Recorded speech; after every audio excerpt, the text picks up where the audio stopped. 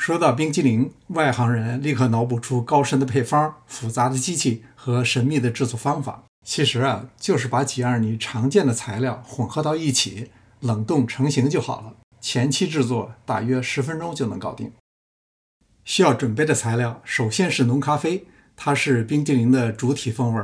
浓咖啡的制作方法很多，您可以在视频下方的描述栏中找到。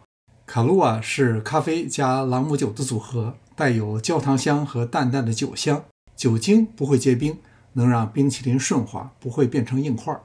这只是2种调味料，材料中占比最重的是鲜奶油，还有炼乳。冰淇淋的甜味主要来自它。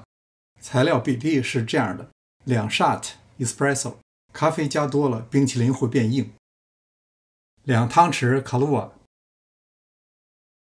这一罐炼乳是14盎司，我是加了2/3，如果不怕甜的，您可以都加上。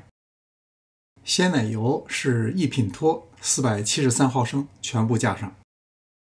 接下来是唯一的难点，打发。用除湿机就没有难度了，手动打发需要很长时间。